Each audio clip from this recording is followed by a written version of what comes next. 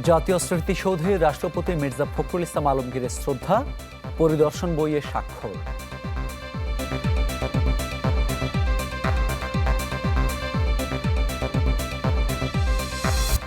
দেশে পৌঁছেছে কলকাতায় নিহত আলিমুজ্জামানের মরদেহ, বিকেলে বেনাপোল সীমান্তে বাকি 5 জনের প্রক্রিয়া। গ্যাসের চাপ কিছুটা বাড়লেও সংকট কাটেনি সিএনজি স্টেশনগুলোতে, বাসাবাড়িতে ভোগান্তি চরমে।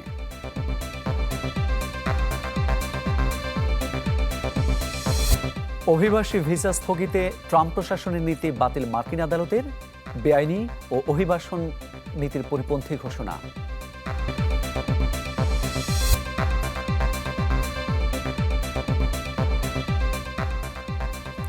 আমন্ত্রণ চ্যানেল 24 দুপুর 1টার খবরে শুনছিলেন একেএস সংবাদ শিরোনাম। আপনাদের সাথে আছি মামুন উর রশিদ। জাতীয় স্মৃতিসৌধে মুক্তিযুদ্ধে বীর শহীদদের প্রতি শ্রদ্ধা জানিয়েছেন রাষ্ট্রপতি মির্জা ফখরুল ইসলাম আলমগীর। শ্রদ্ধা নিবেদন শেষে নতুন রাষ্ট্রপতিকে 3 বাহিনীর পক্ষ থেকে দেয়া হয় গার্ড অব অনার। পরে স্মৃতিসৌধ প্রাঙ্গণে একটি গাছের চারা রোপণ করেন সদ্য শপথ নেওয়া রাষ্ট্রপতি। রাষ্ট্রপতি হিসেবে দায়িত্ব নেয়ার পর প্রথমবারের মতো সাভার জাতীয় স্মৃতিসৌধে মির্জা ফখরুল ইসলাম আলমগীর, তার সাথে ছিলেন 3 বাহিনীর প্রধান। সকাল 10:30টার দিকে 71-এ বীর শহীদদের প্রতি শ্রদ্ধা জানান নতুন রাষ্ট্রপতি। এ সময় কিছুক্ষণ নীরবে দাঁড়িয়ে থাকেন তিনি।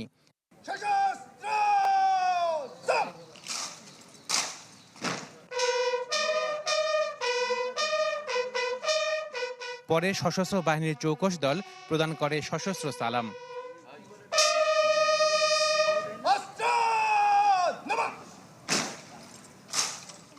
উপস্থিত ছিলেন সামরিক, বেসামরিক, ঊর্ধ্বতন কর্মকর্তারা। শ্রদ্ধা নিবেদন শেষে পরিদর্শন বইয়ে সই করেন রাষ্ট্রপতি। স্মৃতিসৌধ প্রাঙ্গণে রোপণ করেন একটি গাছ। 71-এ বীর শহীদদের প্রতি শ্রদ্ধা নিবেদনের মধ্য দিয়ে রাষ্ট্রপতি হিসেবে দায়িত্ব শুরু করলেন মির্জা ফখরুল ইসলাম আলমগীর। 71 থেকে 24 দেশের সকল গণতান্ত্রিক আন্দোলনের শহীদদের স্বপ্ন বাস্তবায়নে রাষ্ট্রের সর্বোচ্চ পর্যায় থেকে কাজ করতে সক্ষম হবেন নতুন রাষ্ট্রপতি মির্জা ফখরুল ইসলাম আলমগীর। সাভার জাতীয় স্মৃতিসৌধ থেকে আশেকিন প্রিন্স, চ্যানেল 24। ঠাকুরগাঁও 1 আসন শূন্য ঘোষণা করা হয়েছে। জাতীয় সংসদ সচিবালয়ের বিজ্ঞপ্তিতে এই তথ্য জানানো হয়েছে। সংবিধান অনুযায়ী রাষ্ট্রপতির দায়িত্ব নেওয়ার দিন থেকেই ঠাকুরগাঁও 1 আসনটি শূন্য হয়েছে। সংসদ সচিবালয়ের বিজ্ঞপ্তির অনুলিপি নির্বাচন কমিশন সহ সংশ্লিষ্ট দপ্তরে পাঠানো হয়েছে। পাশাপাশি বিষয়টি বাংলাদেশ গেজেটের অতিরিক্ত সংখ্যায় প্রকাশের নির্দেশ দেওয়া হয়েছে।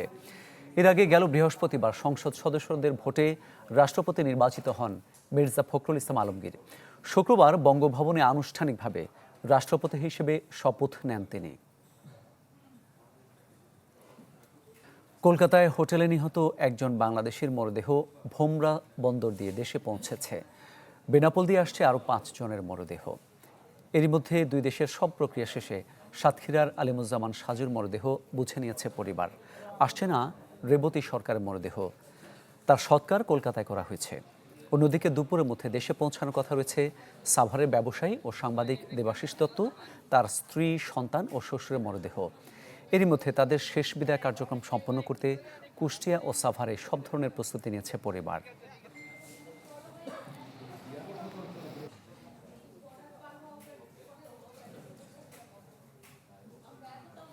দর্শক, এ বিষয়ে আরো খবর জানাতে চাই।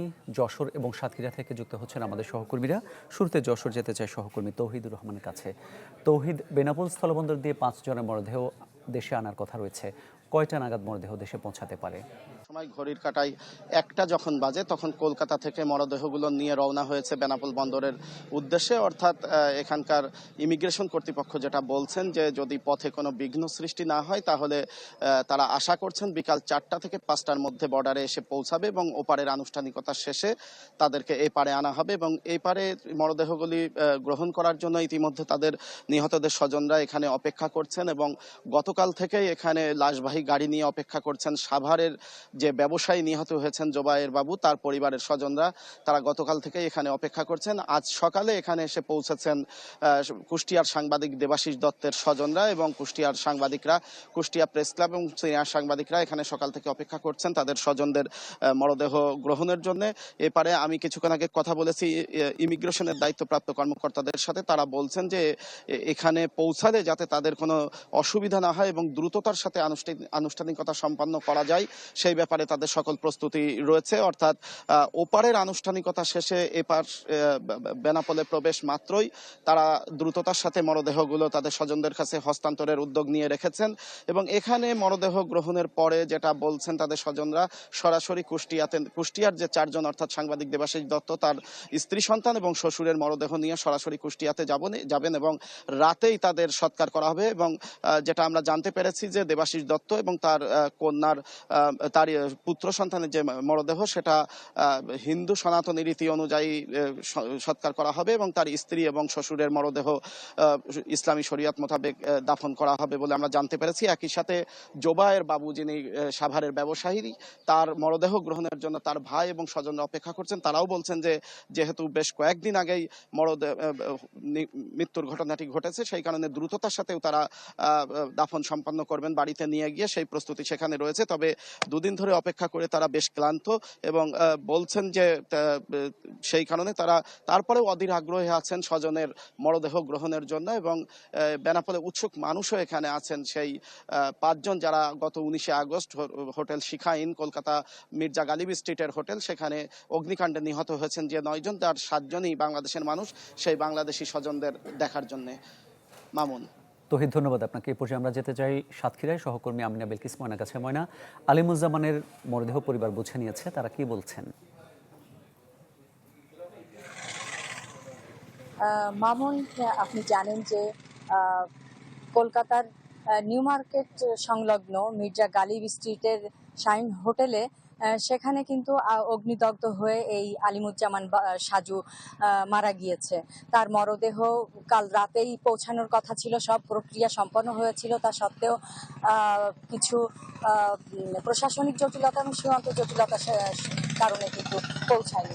সেই মরদেহ আজকে পৌঁছেছে 12টা 15 মিনিটে সাজুর পক্ষে তার ভাই মাহমুদুন নবী, দীপু এবং অন্যান্য আত্মীয় স্বজনরা তার মরদেহটি গ্রহণ করেছে এবং এই সাথে ছিলেন কোম্পানি কমান্ডার, বাংলাদেশ পারের company commander BGB Afzal Hossain এবং ইমিগ্রেশনের ইন্সপেক্টর, তিনি হচ্ছেন সাজিব বালা। তারা সাথে থেকে এই মরদেহ গ্রহণ করেছেন এবং মরদেহটি বাংলাদেশ পারের সমস্ত কার্যক্রম শেষ করে মরদেহ বহনের যে গাড়ি, সেই গাড়িটি কিন্তু এগিয়ে চলেছে তার গ্রামের বাড়িতে। তার গ্রামের বাড়ি হচ্ছে সাতক্ষীরার কালীগঞ্জের তারালি ইউনিয়নের বয়রা গ্রামে। সেখানে তার কবরটা খোঁড়া হয়েছে এবং তার দাফন সম্পন্ন হবে কিন্তু বাদ আসর। এজন্য তাকে গ্রামের বাড়িতে নিয়ে যাওয়া হচ্ছে। গাড়ি বহরটি এখন রাস্তায় আছে। এরপর আমরা সাথে আছি, আমরা কিন্তু তার গ্রামের বাড়ির দিকেই এগোচ্ছি। এরপরে আরো খবর থাকলে তার সর্বশেষ খবর মামুন আপনার। জি, অনেক ধন্যবাদ আপনাকে। কলকাতায় অগ্নিকাণ্ডে নিহত বাংলাদেশিদের মরদেহ দেশে ফিরিয়ে আনা হচ্ছে, বিষয়ে জানাচ্ছিলেন আমাদের সহকর্মীরা। গ্যাসের চাপ কিছুটা বাড়লেও এখনও সংকট কাটেনি রাজধানীর সিএনজি স্টেশনগুলোতে। এতে ঘন্টার পর ঘন্টা লাইনে দাঁড়িয়ে গ্যাস নিতে হিমশিম খেতে হচ্ছে চালকদের। জমা খরচ তুলতে পারছে না ভাড়ায় চালিত সিএনজি চালিত অটোরিকশার চালকরা। আর বাসাবাড়িতে রান্না করা গ্যাস সংকট ভোগান্তি বাড়িয়েছে রাজধানীবাসীর।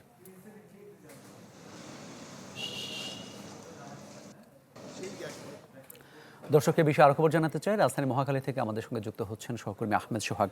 সোহাগ, পরিস্থিতি কেমন দেখছেন মহাখালীতে?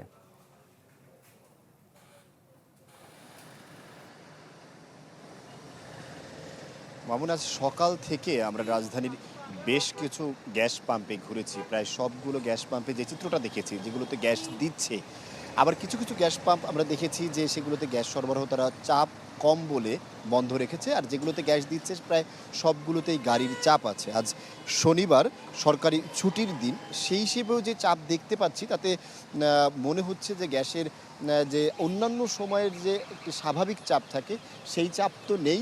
আমাদেরকে যারা গ্যাস সরবরাহ করছেন স্টেশন বা পাম্প মালিকরা বা পাম্পের কর্মচারীরা, তারা আমাদেরকে জানিয়েছেন যে সাধারণত গ্যাস ভালোভাবে সরবরাহ করার জন্য তাদেরকে 200 থেকে 250 বার যে চাপ রয়েছে বা প্রেশার রয়েছে সেই প্রেশারটি থাকার প্রয়োজন, যেটা এখন রয়েছে। অন্যান্য দিনগুলোতে সেগুলো রয়েছিল গত 1 মাস ধরে 100 বা এর আশেপাশে, আর গত কয়েকদিন ধরে মানে গতকাল এবং আজকে সেটা একটু বেড়ে 120 কি 130-এর মধ্যে এসেছে। অর্থাৎ বলা যায় যে গ্যাস সরবরাহ করার জন্য যেই পরিমাণ চাপ থাকা দরকার তারা আসলে ততটা চাপ সিএনজিতে পাচ্ছে না। তবে এলপিজি যে সমস্ত সরবরাহকারী রয়েছেন তারা জানিয়েছেন যে এলপিজিতে এমনিতেই ঢাকা শহরে এলপিজি চালিত গাড়ির সংখ্যা কম, যেহেতু এগুলো সাধারণত এলপিজি গ্যাসগুলো ব্যবহৃত হয় শিল্প কারখানাতে, সুতরাং এগুলো গাড়িতে বা বড় কোনো গাড়িতে ব্যবহৃত হয়ে থাকে, সুতরাং এখানে একটু চাপ কম আছে। তবে সিএনজি চালিত যে সকল গাড়িগুলো রয়েছে সেই গাড়িগুলোর দীর্ঘ সারি আমরা প্রায় সবগুলো স্টেশনে দেখতে পেয়েছি। বিশেষ করে ভাড়ায় চালিত যে সকল সিএনজি অটোরিকশা চালক এবং প্রাইভেট কার চালক রয়েছেন তারাও কিন্তু এই বিষয়টি তারা জানিয়েছেন। আসলে ঘন্টার পর ঘন্টা তাদের সোহাগ, অনেক ধন্যবাদ আপনাকে আমাদের সঙ্গে যুক্ত হওয়ার জন্য। দর্শক, মহাখালী থেকে যুক্ত হয়েছিলেন সহকর্মী আহমেদ সোহাগ। এই মুহূর্তে সাভার জাতীয় স্মৃতিসৌধে শ্রদ্ধা নিবেদন করছেন নবনিযুক্ত মন্ত্রী প্রতিমন্ত্রীরা। আমরা সরাসরি চলে যাচ্ছি সেখানে।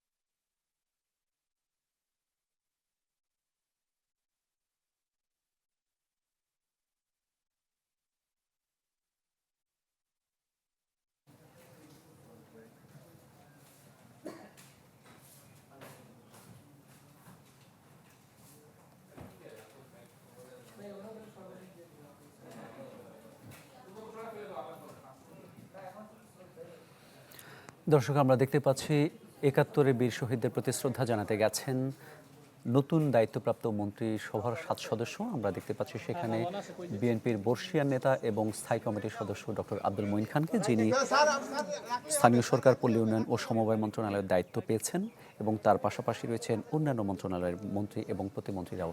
তারা একই সাথে জাতীয় স্মৃতিসৌধে শ্রদ্ধা নিবেদন করছেন। গতকাল তাদের শপথ পড়ান নবনির্বাচিত রাষ্ট্রপতি। আমরা দেখতে পাচ্ছি সেখানে আছেন ডক্টর আব্দুল মঈন খান, আছেন সাচিপ্রভু, আছেন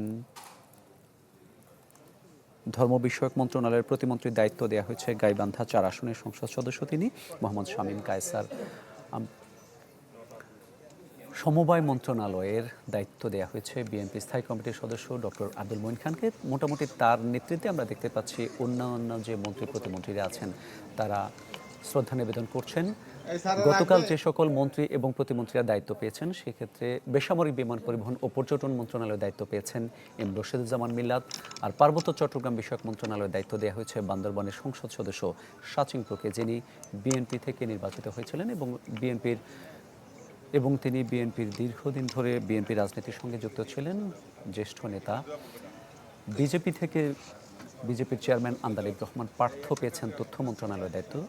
এছাড়া প্রধানমন্ত্রীর পররাষ্ট্র বিষয়ক উপদেষ্টা হুমায়ুন কবির, তিনি টেকনোক্রেট কোটায় পররাষ্ট্র প্রতিমন্ত্রী হিসেবে দায়িত্ব পেয়েছেন। আর ধর্ম বিষয়ক মন্ত্রণালয়ের প্রতিমন্ত্রীর দায়িত্ব দেওয়া হয়েছে গাইবান্ধা 4 আসনের সংসদ সদস্য মোহাম্মদ শামীম কায়সারকে।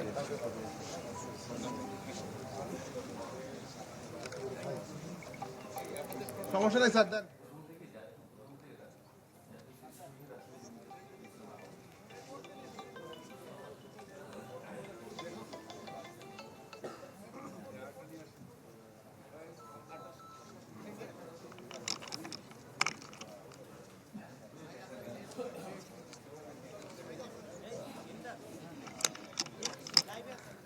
দর্শক, আমরা দেখতে পাচ্ছি ৭১-এর বীর শহীদদের ফুল দিয়ে শ্রদ্ধা জানাচ্ছেন নবনিযুক্ত মন্ত্রী প্রতিমন্ত্রীরা। আমরা বেসামরিক বিমান পরিবহন ও পর্যটন মন্ত্রণালয়ের দায়িত্বপ্রাপ্ত মন্ত্রী এম রশিদুজ্জামান মিল্লাতকে দেখতে পাচ্ছি। তার পাশাপাশি রয়েছেন সাচিংপ্রু মারমাকে দেখতে পাচ্ছি আমরা।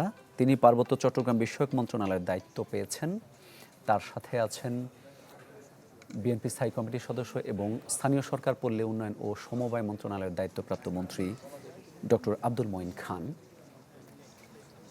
আমরা টেকনোক্রেট কোটায় মন্ত্রী পাওয়া পররাষ্ট্র প্রতিমন্ত্রী হুমায়ুন কবিরকে দেখতে পাচ্ছি। তিনি এর আগে প্রধানমন্ত্রী তারেক রহমানের উপদেষ্টা হিসেবে দায়িত্ব পালন করছিলেন। গতকাল তিনি শপথ নিয়েছেন প্রতিমন্ত্রী হিসেবে। এখন তিনি শ্রদ্ধা নিবেদন করছেন। তার সাথে আছেন স্থানীয় সরকার পল্লী উন্নয়ন ও সমবায় মন্ত্রী ডক্টর আব্দুল মঈন খান।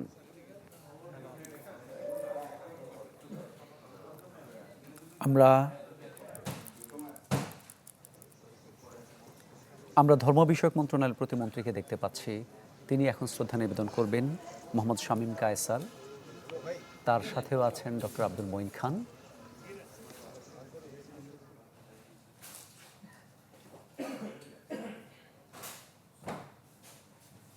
দর্শক, জাতীয় স্মৃতিসৌধে শ্রদ্ধা নিবেদন করছিলেন নবনিযুক্ত মন্ত্রী প্রতিমন্ত্রীরা। আমরা সরাসরি দেখছিলাম। যুক্তরাষ্ট্রে বাংলাদেশ সহ ৭৫ দেশের নাগরিকদের অভিবাসী ভিসা স্থগিত রাখতে ট্রাম্প প্রশাসনের নীতি বাতিল করেছেন দেশটির একটি ফেডারেল আদালত। আইনগত এখতিয়ারের সীমা ছাড়িয়ে পররাষ্ট্রমন্ত্রী মার্কো রুবিও নীতিটি গ্রহণ করেছিলেন বলে জানান আদালত। বিচারক জেনেট ভার্গাস জানান, জানুয়ারিতে মার্কিন পররাষ্ট্র দপ্তর যে নীতি ঘোষণা করেছিল সেটি স্পষ্টতই বেআইনি। নীতিটি কেন্দ্রীয় অভিবাসন আইনেরও পরিপন্থী।